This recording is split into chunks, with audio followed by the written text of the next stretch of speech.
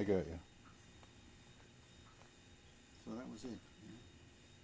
Sad moment, sort of. He seemed to be nice there, the guy, manager, friendly man. I talked to him the day before on the bus tour, just said hello. And kind of nice. But I didn't like looking too much at the concentration camp they were in. It's kind of sad to look at, you know. Look for anybody, Jews or non-Jews or anybody. Did they try to trade those hostages for? Trade on. I don't know what that was now, like trade off and things like that. They did, yeah, something like that. And they wouldn't make any deals with them, so they were killed. So anyhow, they made an imitation deal or something. So they were bombed, yeah, blown up. And what was the last Olympics you were in? Montreal, 1976. And how'd you do in that? Not so good. I slipped in the bathtub and broke a couple of ribs. So I still walk, but I didn't do very good. You got a lot of pain shooting up through you, you know. I got needles around the rib cage and around the back. Deadened the pain a little bit, but still you don't do the same. Every time you strike a pothole on the road, you feel the jolt, you know. You think on the pothole instead of your race or something, you see. So that don't make up for any good. Yeah. And then what was the last Olympics? That was it. That was the last. That was my 5th Olympics. Weren't you going into training for another one after that? Well, I trained a bit, but then my age, they thought they'd give more time to the younger people and send them all around the world. So then I kind of let off, you know, because I had a long career at it anyway. There's no money in it.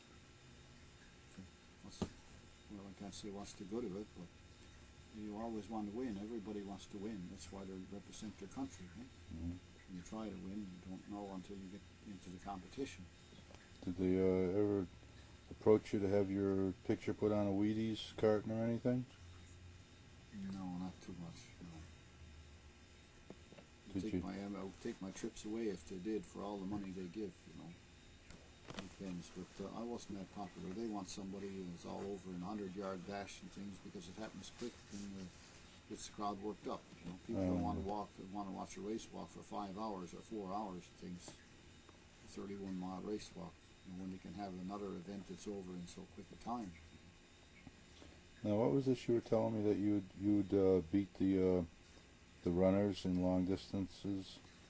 You'd start passing them off?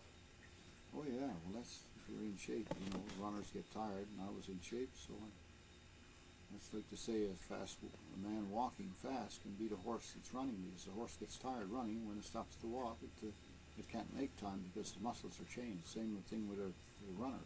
And so yeah, I beat runners in a 20-mile race in Hamilton 2 years in a row. I beat quite a few. Past them after a while, they go ahead, but then they come back, and then when they start to get tired and try to walk, they don't know. They don't have the walking muscles, and they're cramped up because of the running muscles. You know what I mean? And therefore, you got it on them. You just float right by them, and that's it. Steady move. See? Yeah. And that's it, boy.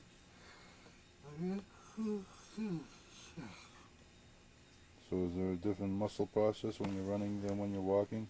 Oh yeah, they're different muscles. Whole different physiology, I guess, huh? Yeah, you run with a bent knee, you see. Bounce. You're walking, you move your hips, but you lock your knee straight where you won't bounce off of the ground, see. But you move the hips, and that takes your movements, front to rear movements. So that's different. So that's how it becomes different muscle form.